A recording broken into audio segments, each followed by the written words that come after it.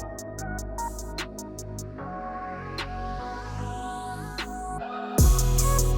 guys, that's your Legneds. Welcome to the video. Send us some love, some positive vibes your way, especially if you need them out there today. This is going to be a banger of a video, guys. I'm glad that you took a little time out of your day to chill with me because this is a long time coming. I don't know why, but I've been putting off this video only because I'm like so oddly excited for it, right? Like talking about this one champion who I have always felt is one of, if not the most underrated legendary champion in all of Raid Shadow Legends. And you know what? I felt it more acutely because of Faction Wars Hard Mode.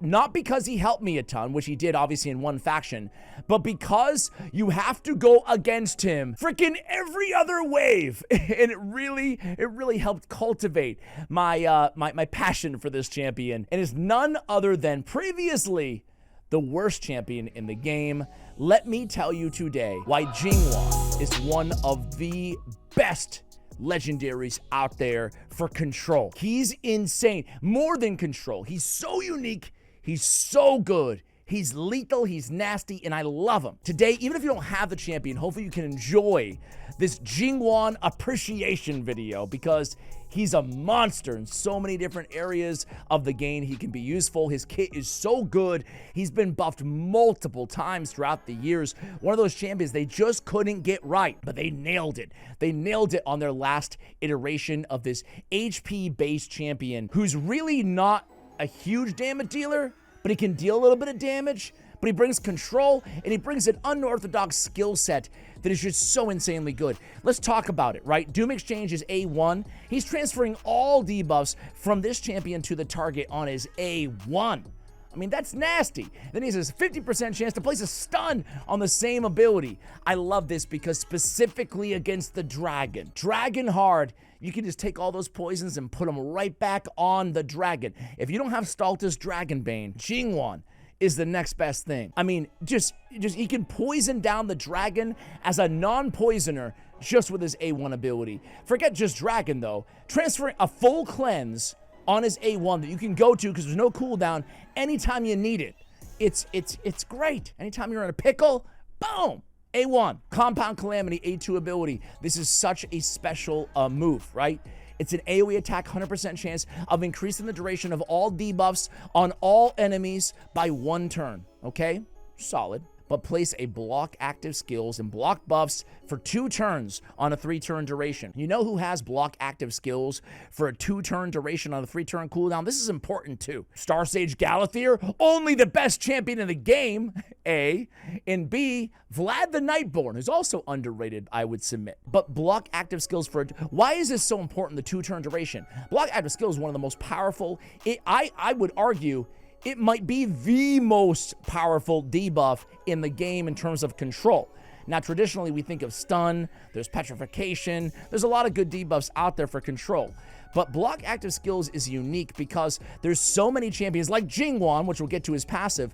There's so many champions, more and more every day, that have immunity or some sort of ability to cleanse off allies or themselves a lot of the traditional CC debuffs, right? White Queen, for example, she's taking all the CC debuffs away from allies. She's filling her own turn meter, but it never includes block active skills, right? That's the one that's not included in all of these CC debuffs, right? Which is so powerful. Again, there's actually a lot of these champions who have immunity, but never block active skills included. Moreover, it gets better, right? Block active skills is not relegated by Master Hexer. Every other CC debuff is. So block active skills in this game right now, so unbelievably powerful because it's also the best CC debuff for mythical champions. They can't change forms. You increase the cooldown of mythical champions, well, of course, they're going to go ahead and be able to still change forms, for example, like a Fabian, right? But not with block active skills. So unbelievably powerful. So what does this mean?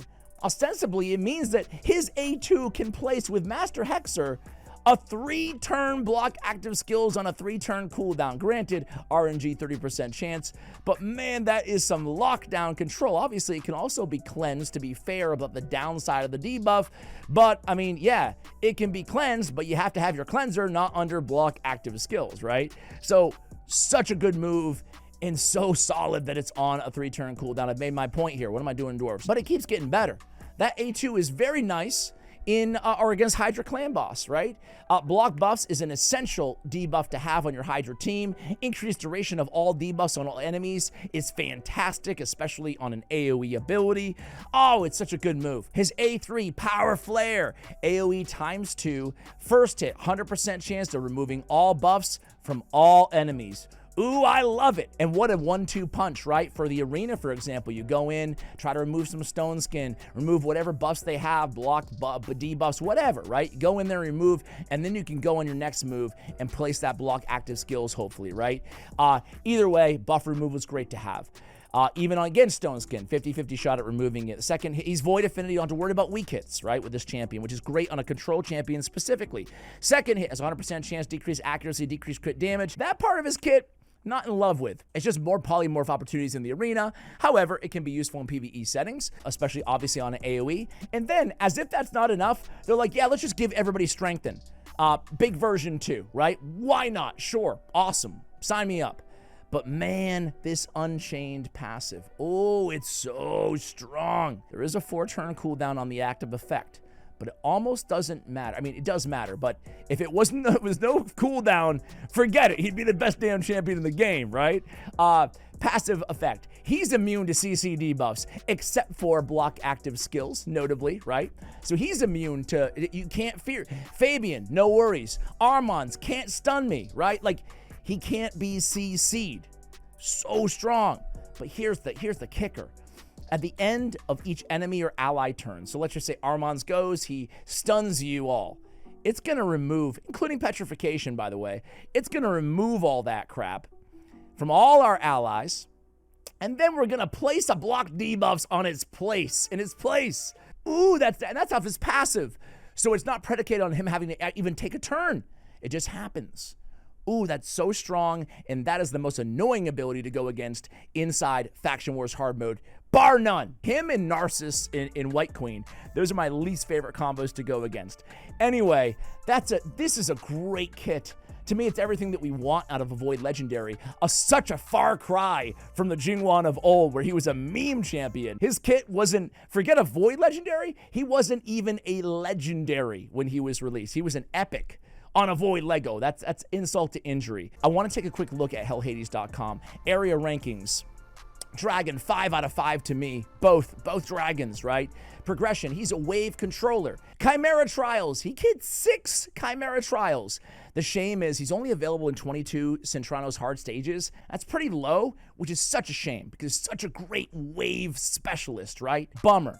But I think they give him a 4 overall, which is a very respectable score. I actually think he's underrated. The ratings in game are still low on him. Sometimes when champions get a buff, it just takes people to come around, a while to come around, right? I think he's underutilized in PvP too. That passive's nasty, right? Okay, so we talked about it, we made our point. His damage though, I look at other accounts and I see that a lot of people run him as a damage dealer. And there's nothing wrong with putting crit rate on this champion at all, or building him to do a little bit of damage, especially in Hydra Clan Boss, right?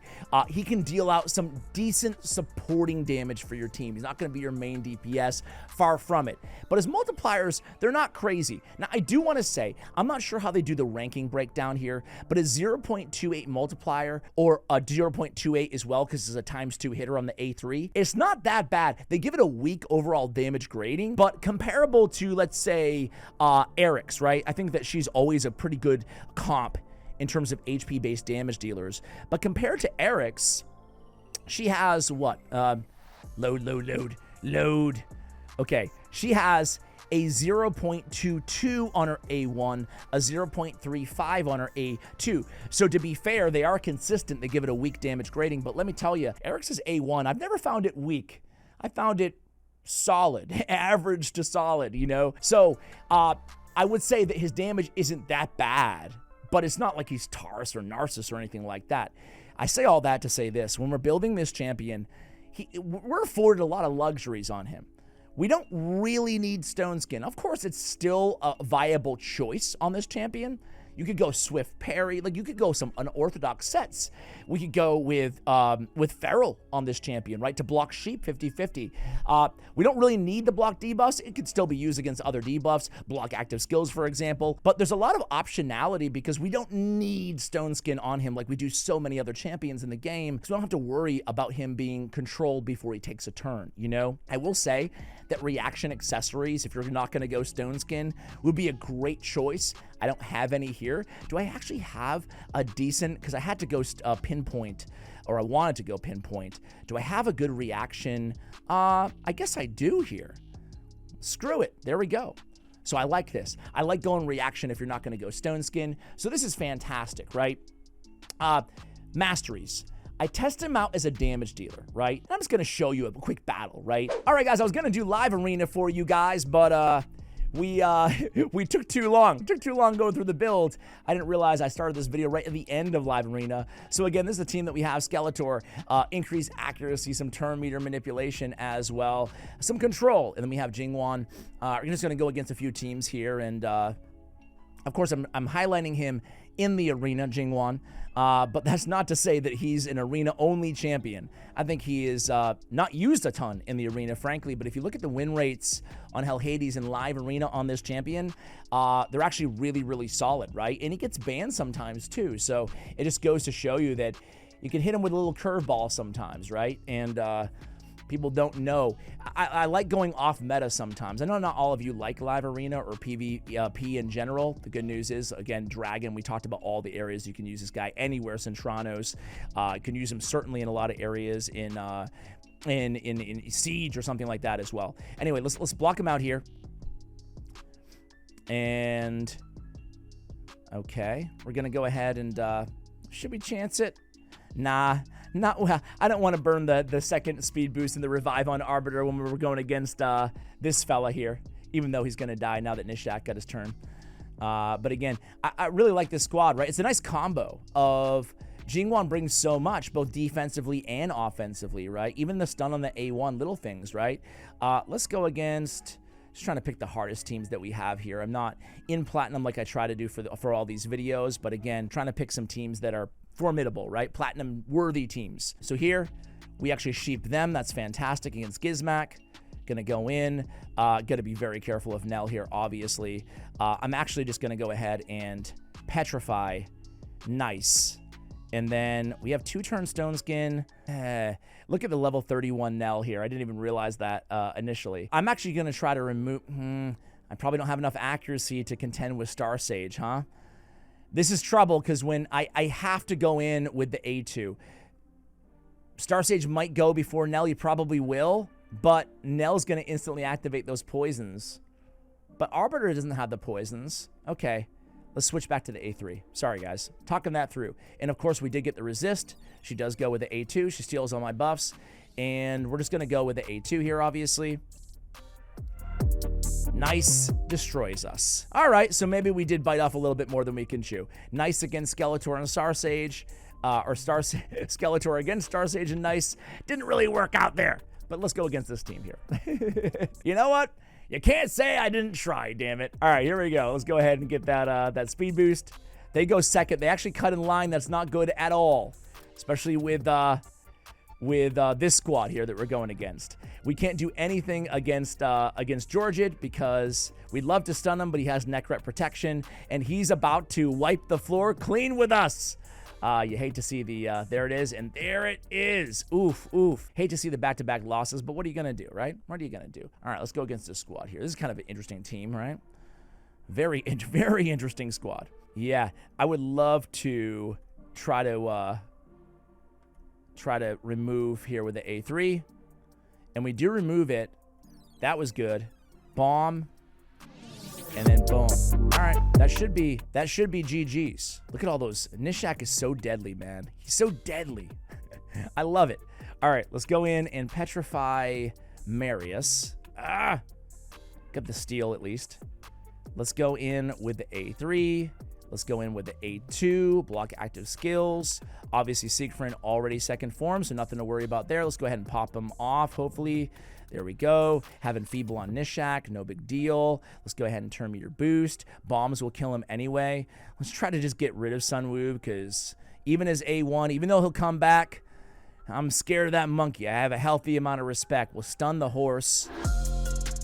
Ooh, that was a lucky sheep there, I'm not going to lie. Bolint, get him down. You don't see him every day. We should be able to pop him off easily with that A1. You can see the damage isn't that bad, right?